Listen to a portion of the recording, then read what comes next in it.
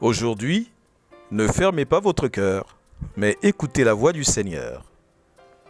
Commentaire de l'Évangile de Jésus-Christ selon saint Luc chapitre 19, versets 41 à 44.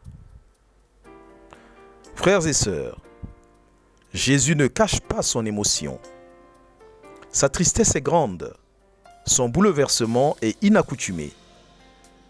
Il pleure sur la ville de Jérusalem, car il voit et prophétise son effondrement à venir. Évidemment, avant Jésus, Jérémie et Ézéchiel avaient déjà prophétisé la ruine de Jérusalem. Mais ici, la spécificité de Jésus se révèle dans la motivation de cette catastrophe. Le refus de croire en l'accomplissement des Saintes Écritures en Jésus-Christ. Jérusalem refuse de croire que c'est Dieu lui-même qui agit en Jésus. Elle refuse d'admettre que lorsque Jésus proclame la bonne nouvelle, accompagnée de miracles, lorsqu'il entre dans la grande cité, ovationné par ses disciples, c'est Dieu lui-même qui visite son peuple. Autrement dit, le désastre à venir n'est pas inscrit dans le destin de Jérusalem. Il lui suffisait de se convertir, de reconnaître les temps annoncés par les Écritures, de discerner et d'accepter la manifestation du roi Messie en Jésus-Christ. C'est donc l'aveuglement volontaire de Jérusalem qui causera sa ruine. Son entêtement dans le refus du Christ déclenchera son châtiment.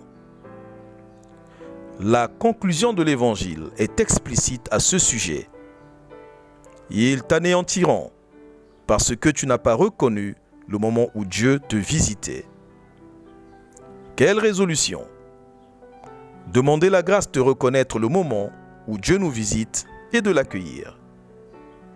Notre prière. Seigneur, les soucis de ce monde m'empêchent d'entendre ta voix.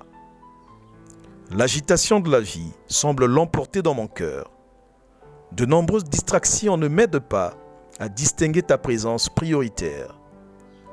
Même dans le silence extérieur, le bruit de mon cinéma intérieur fait écran à tes paroles d'espérance.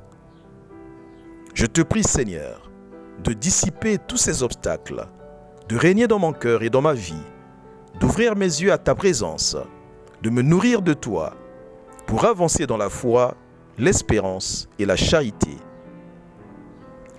Quelles conséquences?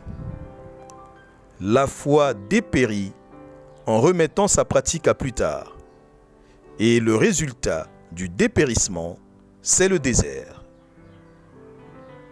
Si croire en Dieu peut comporter certaines obscurités, nier Dieu comporte une absurdité. Foi repoussée à demain, lendemain incertain. Pluie de bénédictions, tout pour la gloire de Dieu.